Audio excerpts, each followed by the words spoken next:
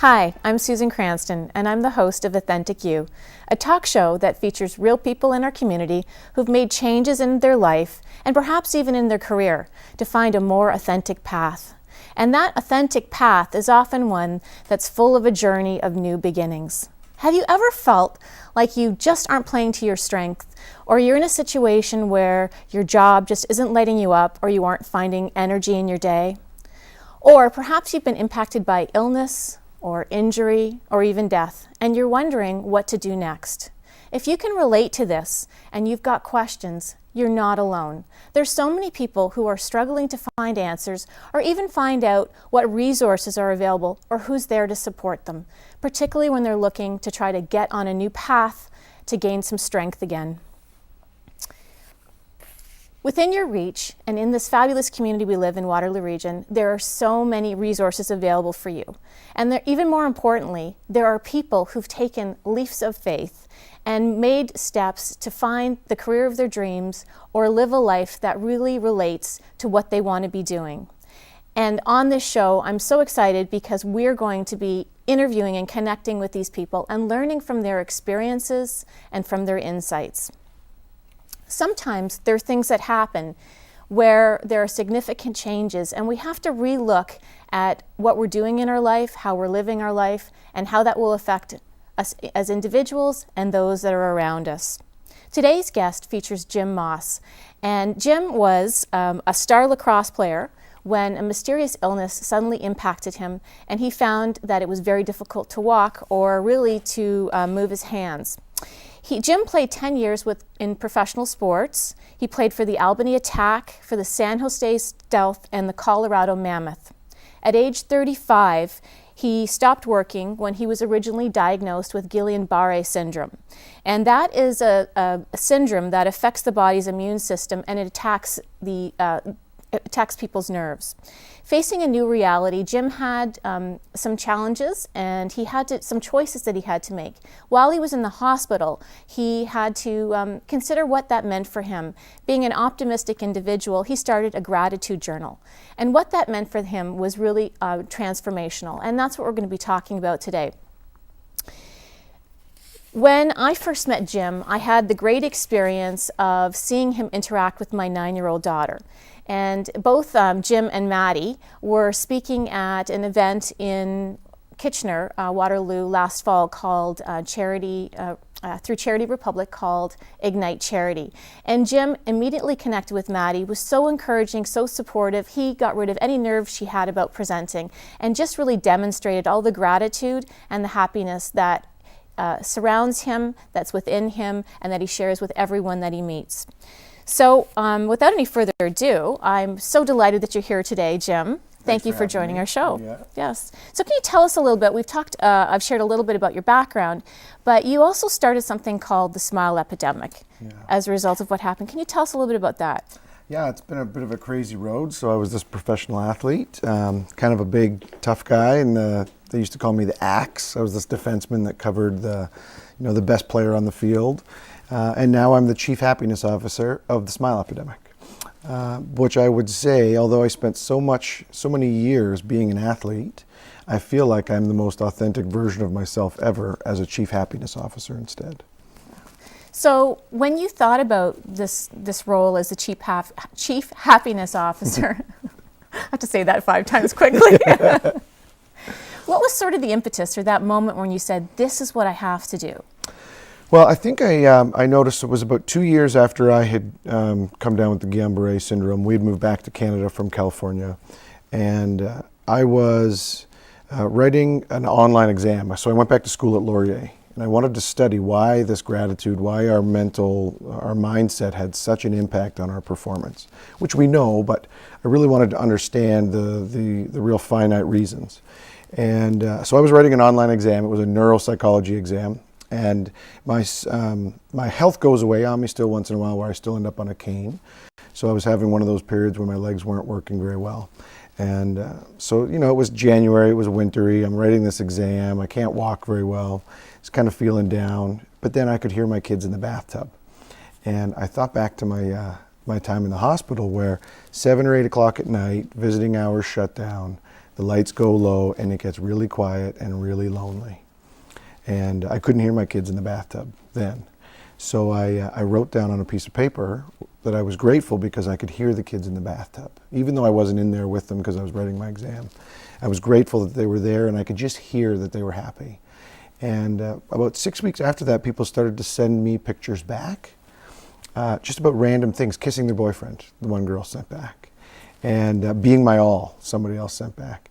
And I realized that these little bite-sized moments are so powerful, they have so much potential to be powerful if we stop and kind of soak them in.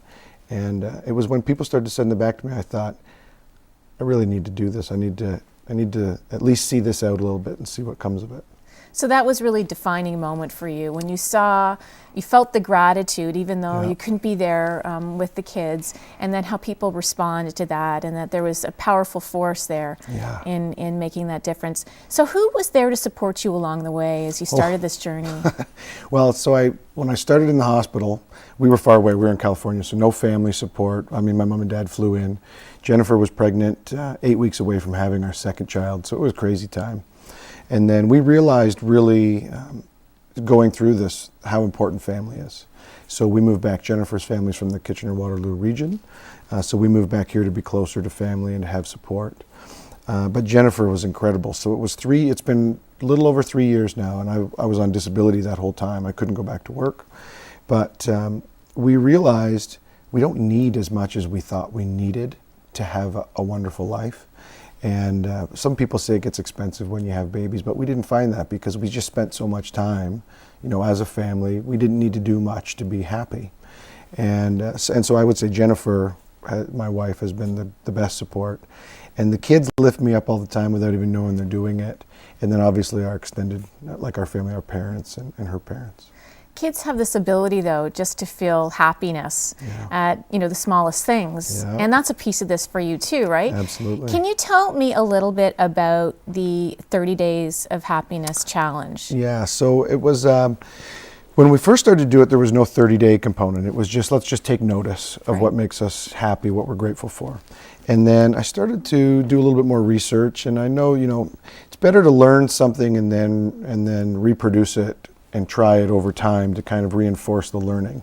But it hadn't really come together yet. And then we started to do it with our kids at the dinner table. So our 5-year-old son, Wyatt, we asked him the first night, what are you grateful for, Wyatt? And he looked around the table and he said, ketchup and chicken McNuggets, right? Like what he could see, right? And then by the third day, it took him about 3 minutes because he listed things from 8 o'clock in the morning all the way until dinner time. And I realized that by doing it kind of on a daily basis, some mechanism was happening that made him pay more attention the rest of the day. So it wasn't just what he could see and what he was grateful for at that moment, but he was taking inventory throughout the day. And I joke around about kids, they still run on factory programming, factory software, because we haven't screwed them up too bad yet, right? That's true. And that the 30-day program is trying to get us to be more like kids, to try and unwind some of that programming that we've got, to pay attention to the negative things and some of the pessimism that kind of sets in through the experiences that we have that aren't always positive, on our way to becoming adults. So we do it for 30 days, and what happens is by about the 5th day, 100% of people say, how do I choose just one thing?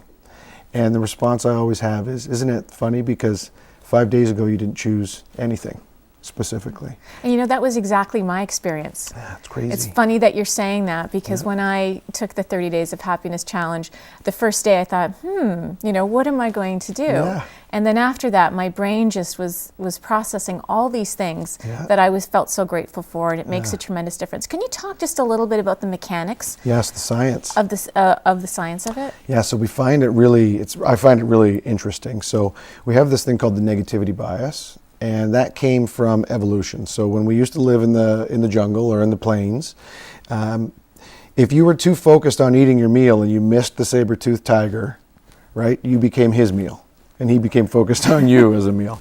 So our brain is actually wired to pay attention to things that are different or negative or potentially dangerous all the time, because that was the protection mechanism. That's why we're still around as humans. And so we don't really need that to the same extent now, today, but we still have that kind of baked in. So what we're trying to do is kind of downplay that, because if we're scanning the environment, our brain is pre-wired to look for the negative or the dangerous things. And while it's doing that, it might overlook some of the positive things that are happening, and we can test it over and over again, and it comes true. Okay. Yeah. That's fascinating. Sort of that fight or flight syndrome Absolutely. in a way. That's Yeah. good.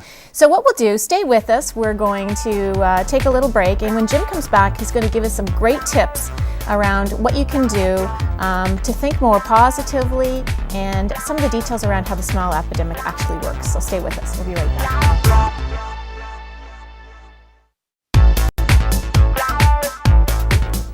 Welcome back, and thanks for joining us on Authentic You. I'm Susan Cranston, and with me today is Jim Moss, who's the founder of the Smile Epidemic. Jim, we were just chatting and asking you about the Smile Epidemic, and I wanted to get some tips for our viewers around if they were going to start a venture like yours, what are the best things, maybe 2 or 3 top pieces of advice you'd give someone? Take some time and find something you really care about. That would be my first tip. Okay. And getting sick gave me a lot of time. I think that's where I came to really think about what I cared about doing. So I asked, my question was, what did I want to do when I was a child? And I think that's a great place to start, is to really find out what makes you feel good. What would you want to work at 70 hours a week and not find it as work? The second one is try and imagine what that thing will look like in a couple of years, and make sure that you're going to enjoy that part too. Because I think a lot of people start a business or a project and they start doing something they love, and then they want to make it into a business, and they forget that with a business you're going to have to manage people and do taxes and do paperwork. So you need to love the idea of the business enough that it's worth doing the things that you don't like as well. And I don't think enough people are, they're told that or reminded to think about that too. But you can always you can bring people in to do some of those things as well if you do a good job of it. And then 3 is to make sure that it doesn't feel too much like work too much of the time. If it feels too much like work, you probably don't love it enough to really put your heart and your passion into it.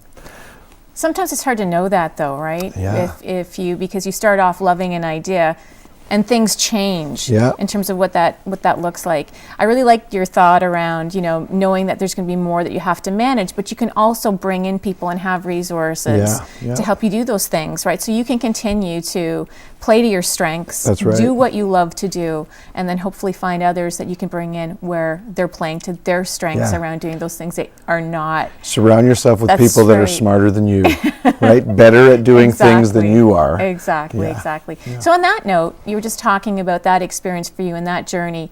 If you could think about one thing that you might have done differently when you started up the Smile Epidemic, what would that be? I think there was a point where I was really considering it being entirely a nonprofit, and I really spent a lot of time exploring that. But I found when we really started to look at it that there's a lot of nonprofits, and that there's a lot of competition for all the grant money that's out there, all really great causes, and that I was really resistant to the idea of being a for-profit. So finding people like businesses who can pay to have their workplace to be happier. But then what we call it is a social innovation company. So we give it away for free to people and individuals and schools. So I think I would have gone back and embraced that idea a lot faster. So to not be so limited to think that in order to do the most good, it has to be a nonprofit. Because I think that you can bake into your business doing as much good for as many people as possible, and really having a social innovation, and that having a for-profit business doesn't mean that can't happen as well. Exactly. Yeah. So sometimes what I'm getting from you there is that it's helpful to be flexible, and then you can tack or shift gears a bit as you need to, and there's absolutely nothing wrong with that. Absolutely no. And one thing I would say is, however you think of your idea now, it's not going to be that way, because you're going to learn so much. You're going to learn things that are limiting it. You're going to learn, and you're going to find new opportunities that you have to kind of follow and test drive. So it's better to have a good concept, but to be flexible and open-minded, because you have to follow the path that it's going to take a little bit and learn on your way. Excellent. So what is the thing that you're most proud of when you think about this journey that you've made from California to now here in Waterloo Region? Every day I still ask myself, am I being a good dad? Am I being a good husband? And is work getting in the way? And we stop, if it is, we stop. And we make sure that those other things are in check first. I had a sales manager in California, and he said, the most important thing to being successful in business is knowing your pyramid of priorities and who's at the top, and that's got to be you. And then who's next, and that's your family, your wife, your kids, and then who's next, and make sure that when you're making decisions that you're making them with that pyramid of priorities in mind. And I questioned him, I said, really, I have to be at the top of my own pyramid? And he said, well, you're no good to everybody else if you're not taking care of yourself first. And I mean, that's what I did. I ran myself ragged playing lacrosse and traveling all over the country working, and my immune system got so beat up. And then I wasn't just not any good for my wife and my kids. I was actually a pain in the butt because they had to take care of me for 2 years. So you have to take care of yourself first and your priority system, and make sure that your business decisions and your project decisions all follow that same flow.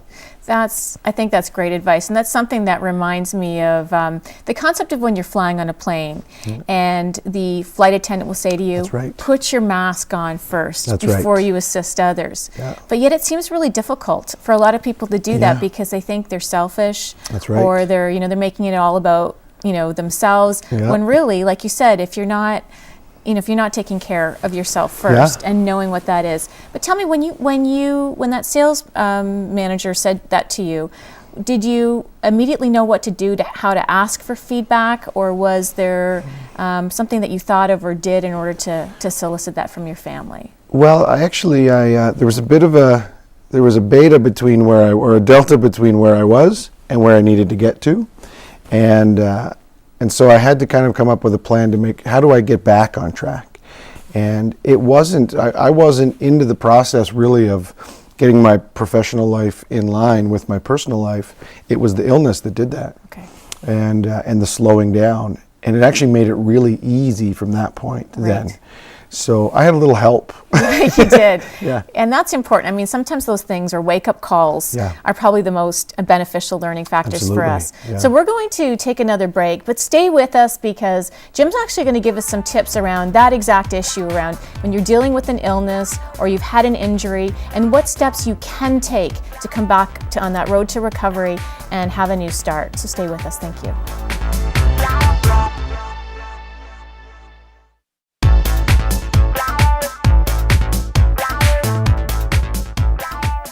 Welcome back to Authentic You. I'm here with my guest, Jim Moss, who's the Smile CEO from the Smile Epidemic.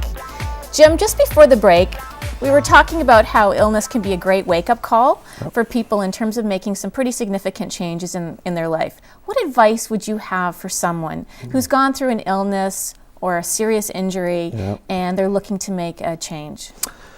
Honor the illness. Don't be in such a rush to get through your illness. There's real lessons to learn inside of it.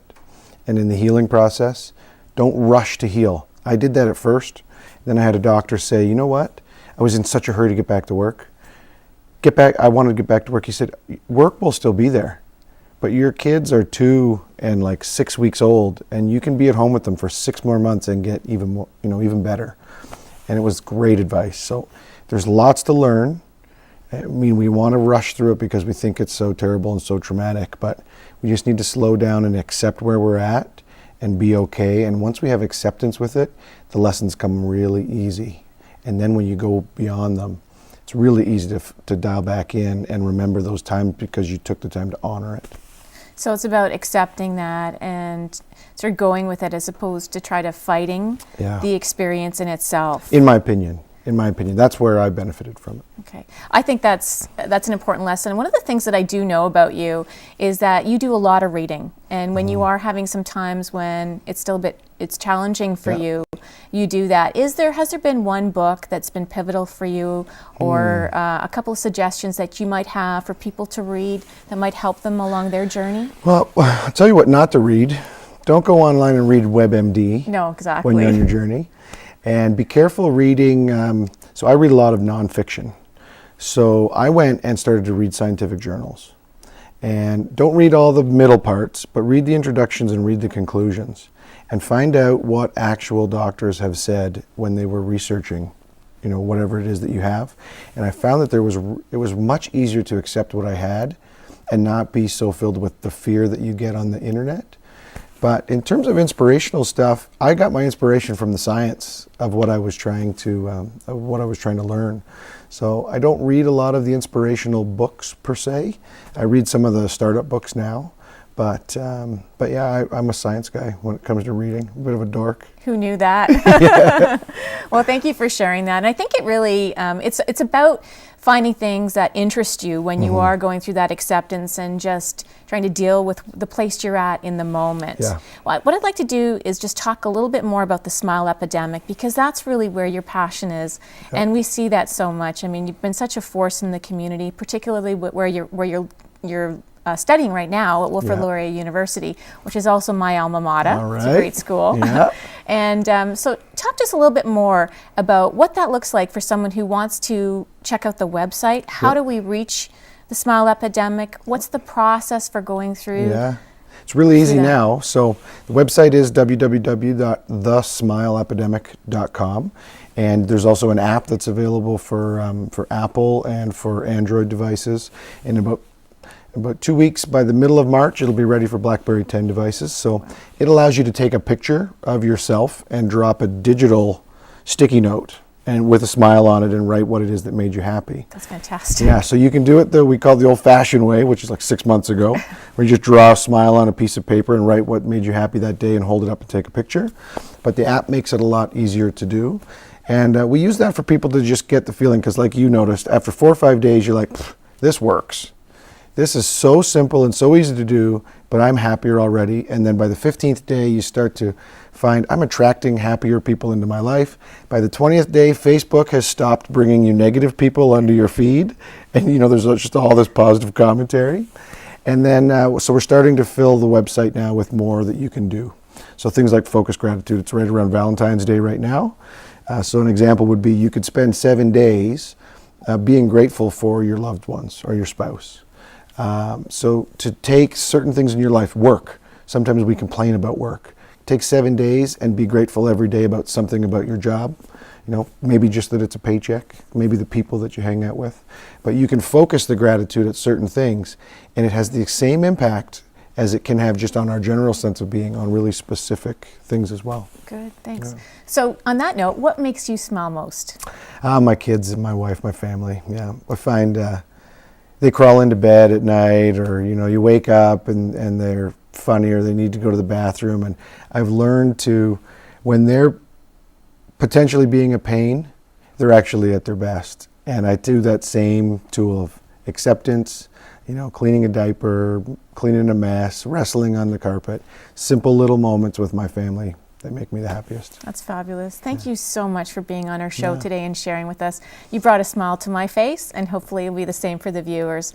So I would like to say what makes me smile the most right now is my fabulous Authentik U team. That's David Boys, who's our interior designer, who's created the set, our image consultant, Susan Carlucci of Bravado Consulting, Jen Hovenga, who is our makeup artist and esthetician, Scott Keller, who does hair, and also Elise Bierstock, who is our PR and a media expert. Our fabulous crew with Rogers, you bring a smile to my face with everything you do. We're so grateful. And there's so much that there are so many other choices that you could have in terms of where you spend your time. And I'm so grateful that you decided to join us and watch our show today. Remember to believe in yourself, accept who you are, have a fabulous day, and thank you for joining us on Authentik You.